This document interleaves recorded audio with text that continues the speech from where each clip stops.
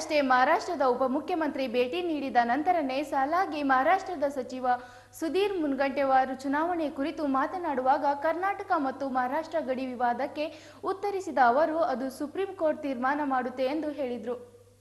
ವಿಜಯಪುರ ನಗರದ ಬಿಜೆಪಿ ಕಾರ್ಯಾಲಯದಲ್ಲಿ ಮಾಧ್ಯಮಗೋಷ್ಠಿಯನ್ನು ಉದ್ದೇಶಿಸಿ ಮಹಾರಾಷ್ಟ್ರದ ಅರಣ್ಯ ಮತ್ತು ಮೀನುಗಾರಿಕೆ ಸಚಿವ ಸುಧೀರ್ ಮುನಗಂಟಿವಾರ್ ಅವರು ಮಾತನಾಡುತ್ತಾ, ಭಾರತೀಯ ಜನತಾ ಪಾರ್ಟಿ ಇದೇನು ಕುಟುಂಬದ ಪಕ್ಷ ಅಲ್ಲ.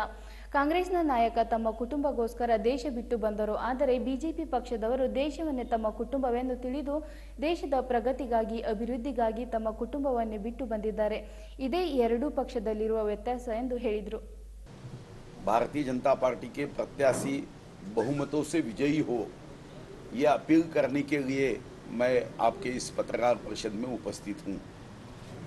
भारतीय जनता पार्टी के कार्यकर्ता के नाते, महाराष्ट्र के मंत्री के नाते मैं इस विजयपुरा जगह के आठों मतदार संघों के मतदाता भाई बहनों ने भारतीय जनता पार्टी के पीछे अपना आशीर्वाद खड़ा करते हुए इस कर्नाटक के प्रगति को मत देना चाहिए. कर्नाटक के विकास का मौसम टूटना नहीं चाहिए.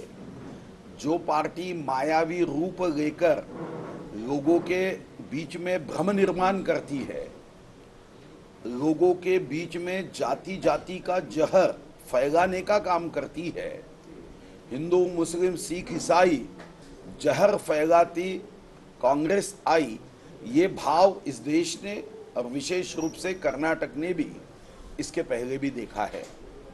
भारतीय जनता पार्टी ये कोई परिवार की पार्टी नहीं है.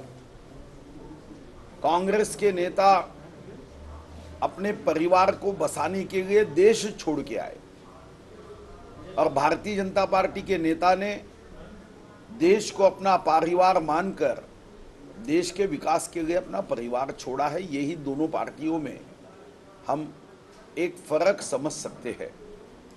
माननीय मोदी जी आने के बाद चाहे कर्नाटक हो या देश के विभिन्न प्रांत हो, बड़े गति से तेजी से ये प्रगति हो रही है.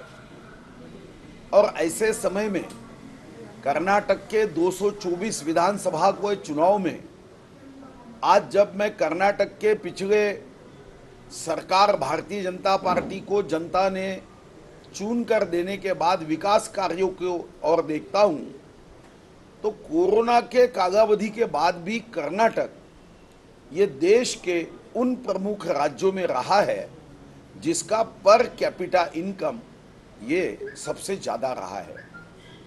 कृषि क्षेत्र जिस कर्नाटक में 56% जनसंख्या ये कृषि क्षेत्र से संबंधित है, उनके भी विकास का दर बसवराज बोम्मई के नेतृत्व में 11.6% से कृषि क्षेत्र बढ़ते आया है. किसानों के बच्चों को स्कॉलरशिप देकर किसान का बच्चा भी शिक्षा क्षेत्र में अच्छा हो, आगे बढ़े, उसके परिवार की प्रगति में मदद करने का काम ये सरकार ने किया है. विश्व गौरव, देश गौरव, गरीबों के मसीहा प्रधानमंत्री नरेंद्र मोदी जी ने किसानों के खातों में 6,000 रुपए तो डाले और कर्नाटक सरकार ने भी एक कदम आगे बढ़ाते हुए उसमें 4,000 रुपए का इजाफा करते हुए 10,000 रुपए ये किसान के हर परिवार को देने का कार्य किया है.